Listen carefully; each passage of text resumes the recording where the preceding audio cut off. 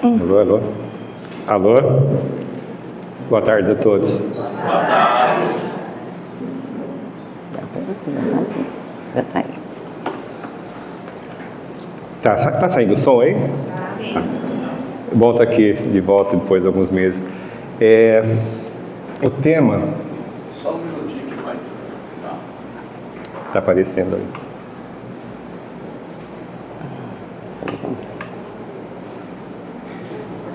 Acho que ficou muito, né?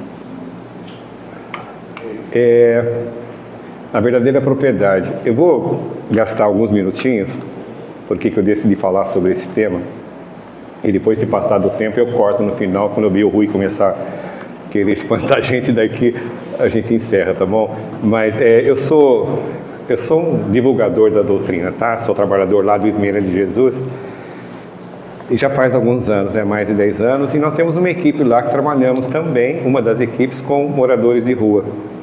E na semana passada, no feriado do dia 19, quinta-feira, uma das amigas estava com uma excursão marcada para Barra Bonita, com algumas pessoas. O ônibus ia sair às 5 horas da manhã, e ela não apareceu lá, né? Então houve aquela preocupação que aconteceu. Eu não vou falar o nome dela, né? Não é necessário. Mas ela não tem pai, não tem mãe, não tem marido, não tem filho, não tem primo, não tem tio, não tem ninguém, absolutamente ninguém. E todo dia da semana ela vai lá para o centro, ia, né, para trabalhar. Ela não apareceu para pegar esse ônibus, o que causou uma certa preocupação. O que aconteceu, né? Ela nunca falta. E não atendia o celular, aí uma das amigas dispensou o ônibus e foi lá na casa dela, apertava a campainha, ela não atendia. Aí ela me acionou, acho que era umas 5 horas da manhã. Nós fomos para lá, encontrei, alguma coisa está acontecendo. Sabe que foi sequestrada quando saiu daqui, né? Que foi assaltada, a gente nunca sabe. Mas eu tentei acionar o bombeiro e, graças a Deus, o bombeiro falou: não, procure um chaveiro primeiro, senão nós formos aí, nós vamos arrombar o portão para estragar. E como ela morava sozinha, ela tinha muita preocupação com segurança. Então era 2 fechaduras no portão, mais 2 fechaduras na porta que dava acesso à escadaria. Não era apartamento, era casa, tá? Ok, localizamos um chaveiro, ele veio, levou uma meia hora para abrir tudo, e quando nós subimos ela estava estirada no sofá, né? A gente não conhece esse assunto, vamos acionar o SAMU. O SAMU veio, fez os procedimentos, ela não votou, chamou mais um SAMU, aí veio uma médica que constatou o óbito, né? Uma coisa impressionante. O que eu queria só comentar é o seguinte: como ela não tinha ninguém, nós passamos a cuidar dos procedimentos, né? Então você tem que fazer um BO na polícia, você tem que levar para a UPA, tem que pedir para resgatar o corpo lá no Guilherme Alves, para fazer a necrópsia, aquela coisa toda.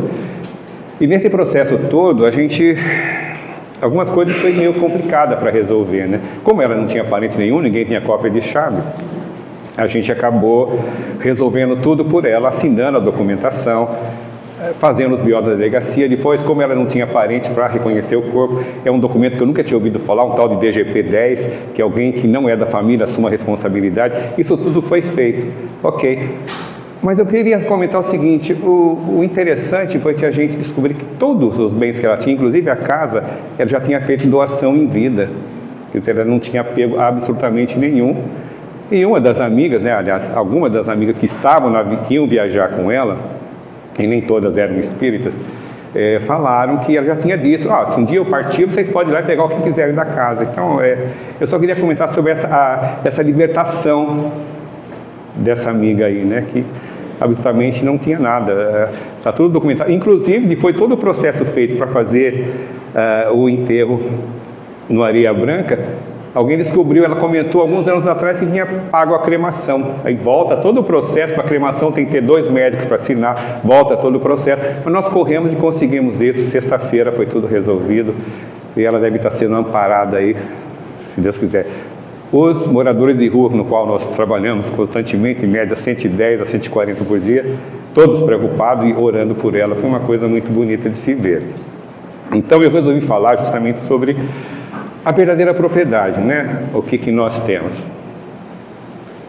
Tem que ligar aqui alguma coisa? Qual que é o botão que tem?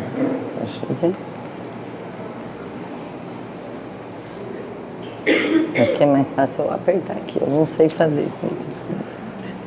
A verdadeira propriedade está lá no Evangelho segundo o Espiritismo, né, no capítulo 16.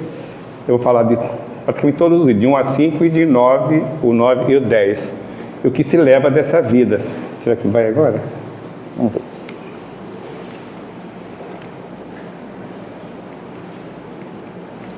Ele tem que ligar alguma coisa aí? Você vai na mão mesmo.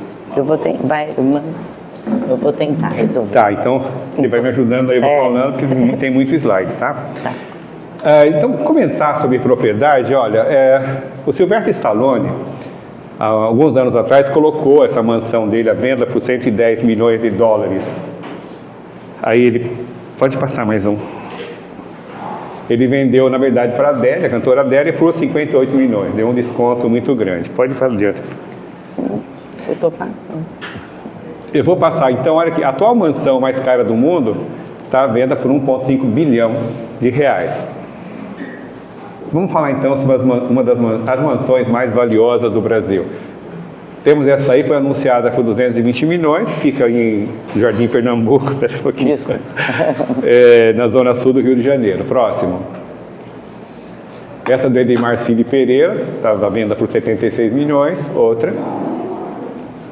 Do Jorge Unes, 96 milhões. Essa do Safra, tá? 100 milhões. A do Neymar, não sei se ainda é dele, se já vendeu, né? Mas estava por 28 milhões, 10 mil metros quadrados, outra. A do João Dória, 46 milhões. Do Faustão, eu não sei se ainda está com ele, né? 32 milhões. Da Anitta, olha aí, ó, 10 milhões. Temos aí agora as casas dos pobres, né? Esse é só dar um enter, tá? Não, volta lá no comecinho. Ali, volta mais um. Aqui, né? Tem. Aí. Tá sem som, tá? Mas tudo bem, ele vai passar. Tá. Não estava ligado? Volta um para ver. Tá sem som. Daí tá mostrando a casa dos pobres aí, tá? Tinha um fundo musical aí, mas dá para passar sem, olha aí. São as mansões dos pobres.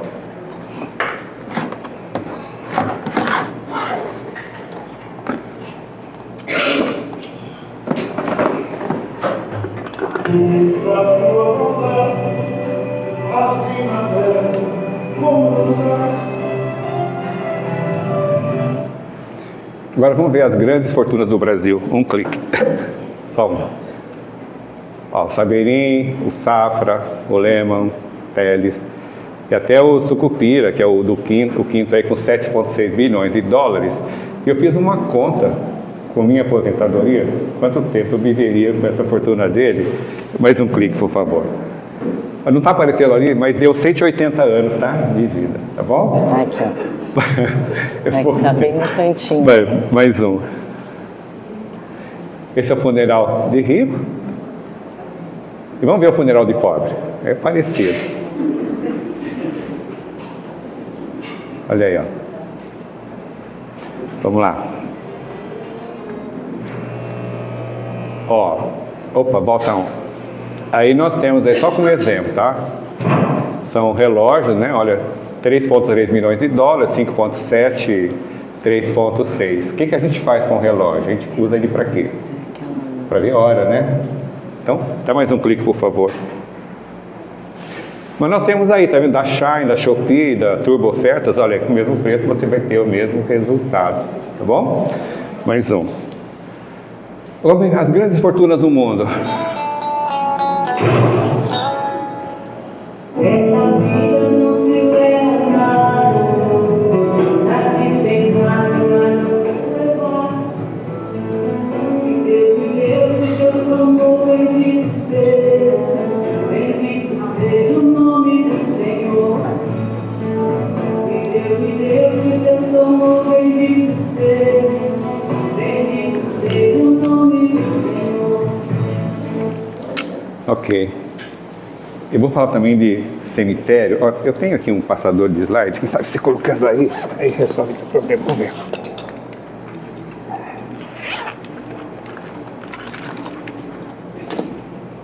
Eu não Tenta sei colocar como. aí. Então, isso é um pouco. A gente vai estar vendo alguns dos cemitérios mais lindos do mundo. Não é só mansão que a gente vê também, né? Passa um para frente, por favor. Eu já Olha, esse aí fica na Romênia. E tem uma coisa interessante nesse cemitério. O que você vê nessas lápides aí são comentários sobre a vida de cada um que foi enterrado ali. E nem tudo é verdade. Não é verdade, nem tudo é a vida real deles. São piadinhas, muitas vezes, até esculachando quem morreu aí, tá? É muito conhecido por causa disso. É muito irônico, inclusive. Esse aqui, ó, fica nos Estados Unidos. Olha que bonito. Ele é administrado pelos Departamento de Assuntos Veteranos. Esse é no Irã, o túmulo dos poetas, olha que lindo. Esse aqui fica na Áustria. Lá está o Mozart, Strauss, Beethoven. Esse aqui fica no Brasil. Olha que interessante, no Rio de Janeiro. Olha quem está lá, ó.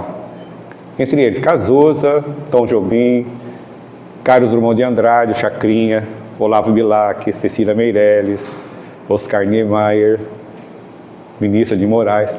Bonito, né? E nós temos também colônias espirituais. Quando a gente partir, né? Nós teremos a nossa propriedade que não custa tanto, né? Aliás, às vezes custa mais. O sacrifício que temos que fazer para estar numa colônia boa. Olha que lindo.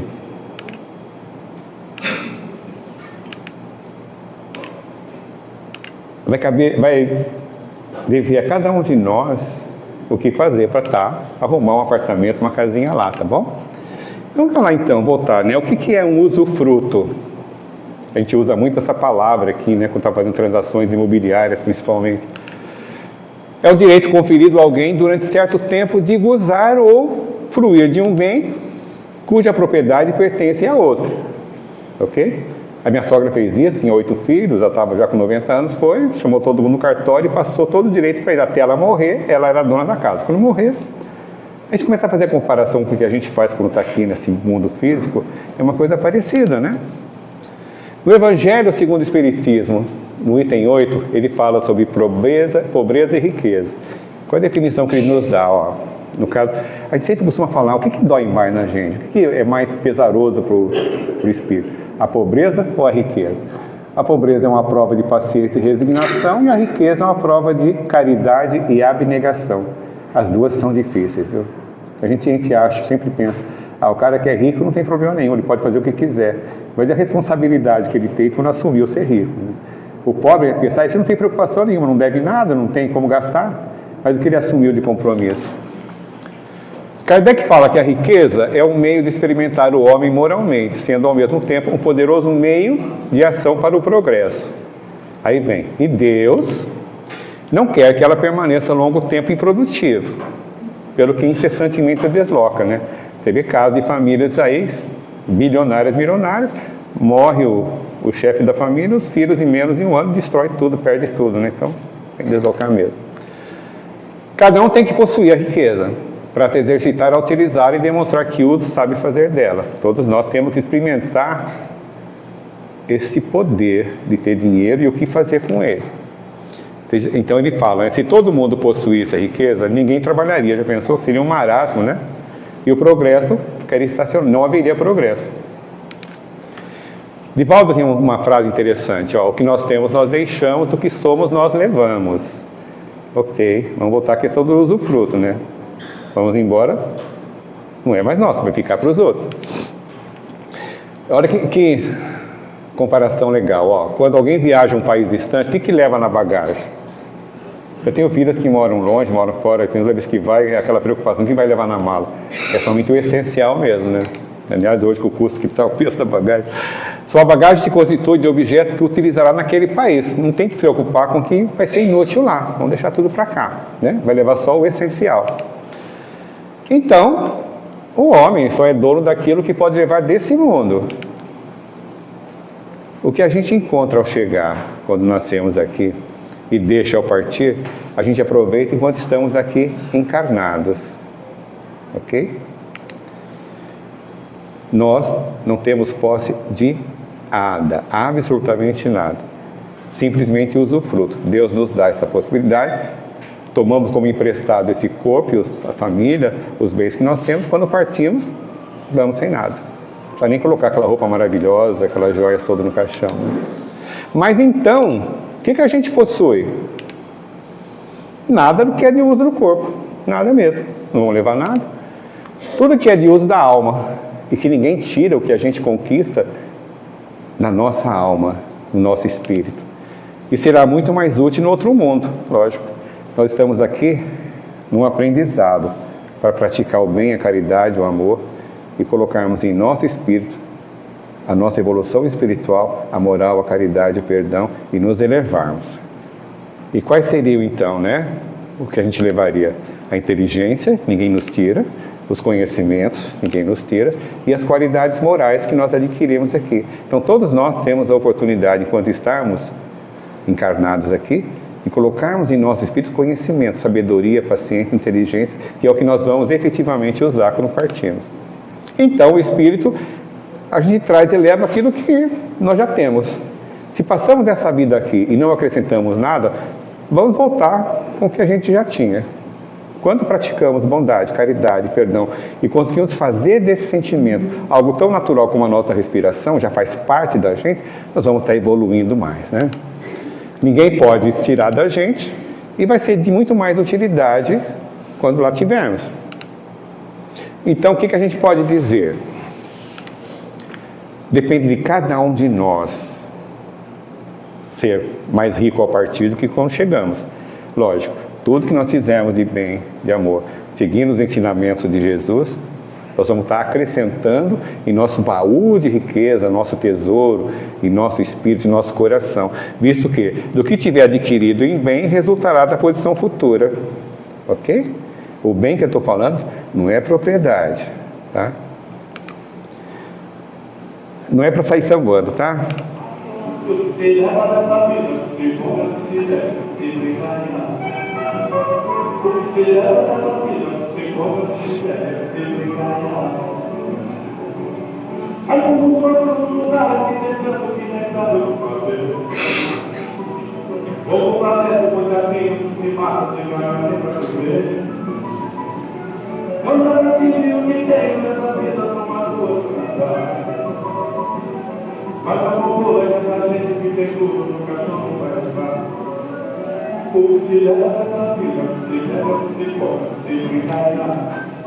Essa música não foi feita no contexto espírita, tá? Foi só para dar uma amenizada no assunto aí. Então agora vamos dar uma passeada no livro dos Espíritos, lá no livro 3, capítulo 9, fala sobre a lei de igualdade. E nós temos aí então as provas da riqueza e da miséria. Então nós temos lá, pergunta 814, o Kardec perguntou: por que Deus dá a uns a riqueza e a outros a miséria? E os Espíritos responderam o quê? Para provar a cada um de uma maneira diferente. Aliás, vós o sabeis, essas provas são escolhidas pelos próprios Espíritos que muitas vezes sucumbem ao realizá-las. É muito comum isso acontecer. Quando nós estamos lá no plano espiritual, fazendo o nosso planejamento reencarnatório, a gente coloca na nossa programação uma série de desafios que nós vamos ter que enfrentar aqui. Quando nós chegamos aqui, a gente não tem aquilo que nós não sabemos, o que nós propusemos lá, mas vamos passar por situações que vão nos obrigar a cumprir o que nós fizemos. E quando ele fala que muitas vezes sucumbe, porque a gente, de acordo com a dificuldade, a gente acaba desistindo ou não fazendo aquilo que nos comprometemos. E o mais interessante é que nós somos totalmente orientados pela espiritualidade na hora do nosso planejamento.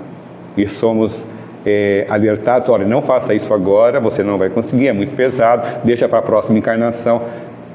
E a gente muitas vezes quer fazer tudo o que acha que vai conseguir e não consegue, falha e tem que voltar de novo, né? A pergunta 815 da sequência: qual dessas duas provas é mais perigosa? A desgraça ou a riqueza? Já falamos sobre isso, né? Tanto uma como a outra. A miséria traz a lamentação, a reclamação, o desespero contra a providência. Acho que a culpa é de Deus.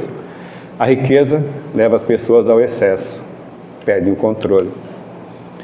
A outra pergunta: se o rico sofre mais tentações, ele não dispõe também de mais meios para fazer o bem?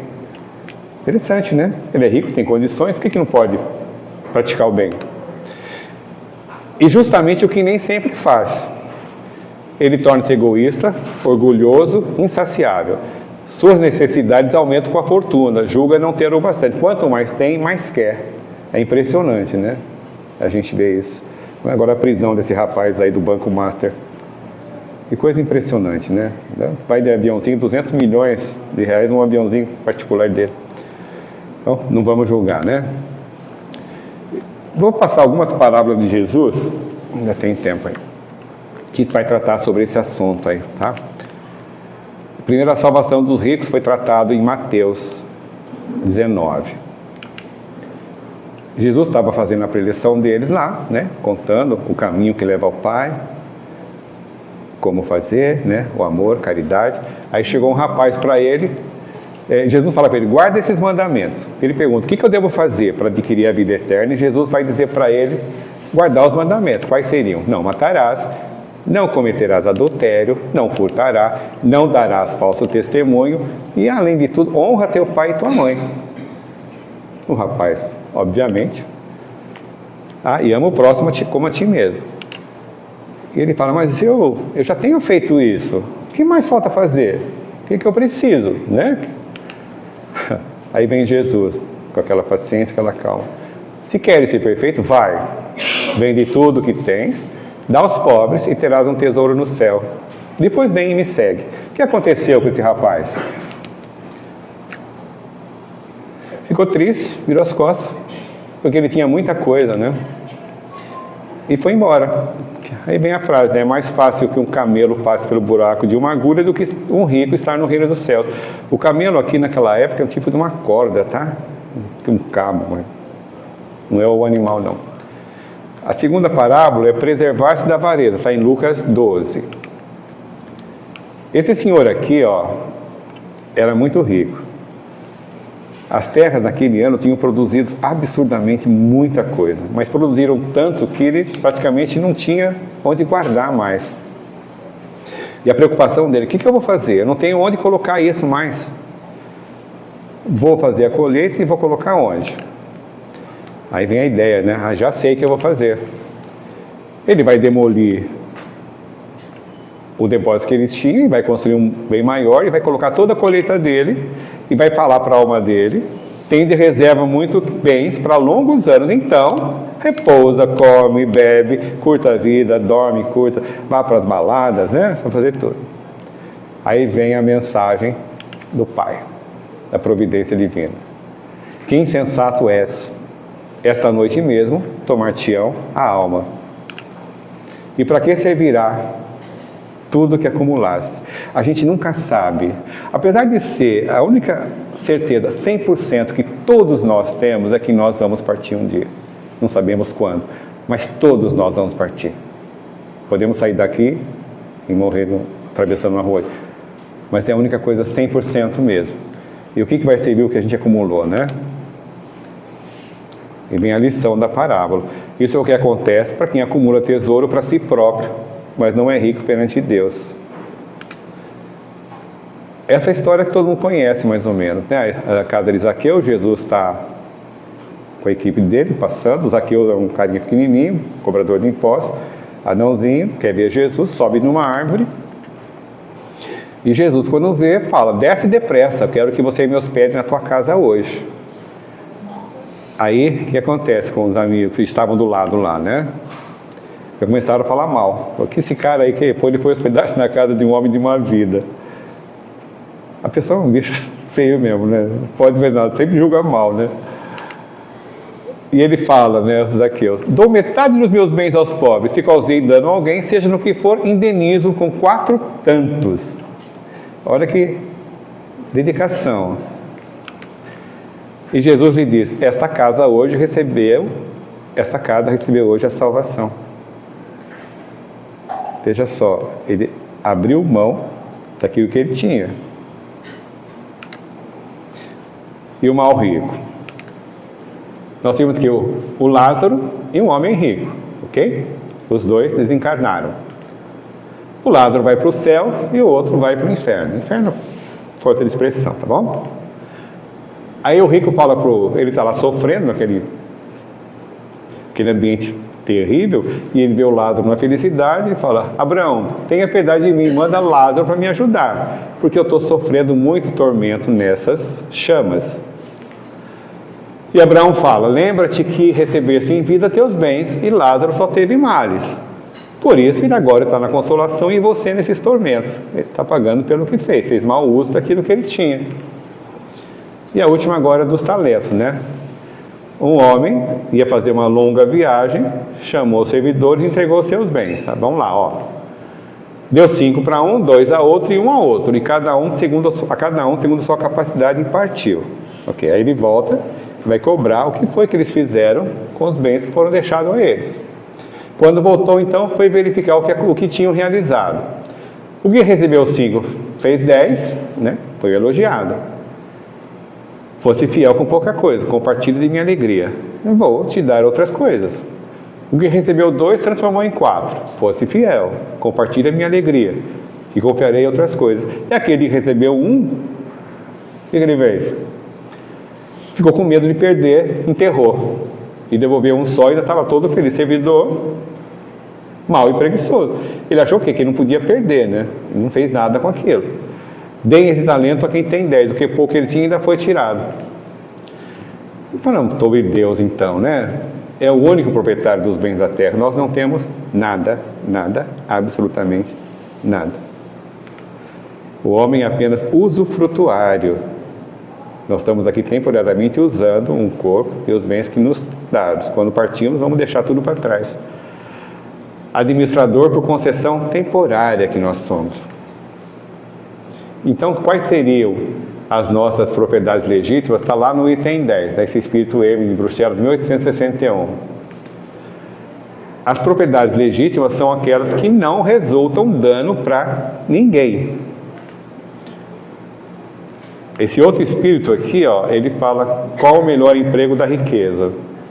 Procurai nessas palavras a solução do problema. Amai-vos uns aos outros. Eis o segredo, né?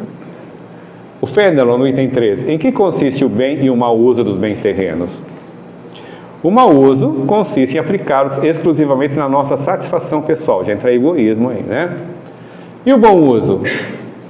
É sempre que desse uso resulta o bem para qualquer um, qualquer próximo nosso.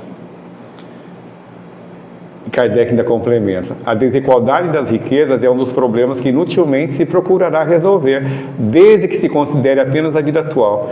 Se nós temos milhares de encarnações, realmente temos que cuidar de cada uma delas. Essa que nós estamos passando é a melhor que nós temos, a melhor que nós já tivemos. Então, queremos aproveitar ao máximo ela, né? A primeira questão que se apresenta é esta: por que não são igualmente ricos todos os homens? É uma razão muito simples. Não somos igualmente inteligentes, ativos e laboriosos para adquirir, nem sóbrios e previdentes para conservar. Nós somos diferentes, nós estamos em estágios evolutivos diferentes. Cada um encara a sua situação de uma forma diferente. E cabe a cada um de nós nos melhorar, né? O Emmanuel, no Palavra de Vida Eterna, tem uma colocação extremamente interessante. Lembra-te que amanhã restituirás à vida o que a vida te emprestou, em nome de Deus, e que os tesouros de teu espírito serão apenas aqueles que houveres conquistado em teu próprio benefício no campo da educação e das boas obras. Nós vamos devolver aquilo que nós recebemos para levarmos adiante aquilo que nos propusemos a fazer aqui. Ninguém é dono de nada. Então, vamos sempre pensar nos ensinamentos de Jesus e como seguir o caminho, né, que leva ao Pai. A prática do amor, do perdão, da caridade. Não é fácil, né, gente? A gente fala aqui também, a gente vê algumas situações que a gente perde até o controle. Mas é difícil para quem está aqui falando essas coisas tiradas do livro, a pesquisa que fez, e saber que falar é fácil, cumprir é muito difícil. Mas nós temos o caminho. Nós sabemos o que devemos, o que podemos, o que fazer para acrescentar amor, inteligência e melhorar o nosso caminho, pensando na nossa vida futura, ok? Usemos as nossas propriedades para um bem digno, de amor, uma proliferação de bondade, sem egoísmo. Ó Jesus, meu Jesus, essa razão que nos conduz e nos faz cantar uma só voz, esse amor imenso que existe em nós. Era isso aí, obrigado pela atenção. Eu queria só que vocês refletissem, né, no que a gente falou sobre o que nós temos de verdade. Qual será a sequência da nossa vida após o nosso desencarne. E esse assunto me veio muito à cabeça com esse episódio dessa minha amiga aí, né? Ela tinha 71 anos só, jamais. E só foi descoberto que ela havia desencarnado porque já tinha sido planejado essa viagem, essa excursão, e ela não apareceu. Porque senão, como mora sozinha, ia ficar alguns dias na casa dela sem aparecer. E o mais interessante é que 2 semanas antes, eu fui chamado para auxiliar no trabalho de psicografia num outro centro. Eu comuniquei com ela, eu quero ir. Ela foi, deu um nominho lá, e quando chegou no momento de ler as psicografias, para ela não veio aquela psicografia grande, né, enorme, veio um recadinho, como a gente chama, são só umas coisinhas simples. Ela tinha colocado o nome do pai dela lá. Quando ela foi falar com a médium falou o seguinte: quem é essa pessoa, teu pai? Mas tem mais uma pessoa com ele aqui. Ok. Aí nós estávamos lá fazendo o trabalho da psicografia, né? E saiu um recadinho para ela. Quando foi lido, havia uma mensagem do pai dizendo para ela o seguinte: filha, eu e tua mãe estamos aqui nos preparando para nos comunicarmos com você. Isso pode ter sido uma coincidência, né? Mas é isso aí. A nossa vida continua, gente. Nós somos espíritos eternos. Eu trabalho com o processo de reuniões mediúnicas de desobsessão. E os irmãozinhos, quando têm a bondade divina de chegarem para nós, para conversarem, para se esclarecerem e praticarem o perdão, saírem daquela situação, muitos deles falam assim: se eu soubesse que era assim. Nós sabemos, agora sabemos, tá bom? Que Deus abençoe todos nós aqui, tenhamos um bom final de semana.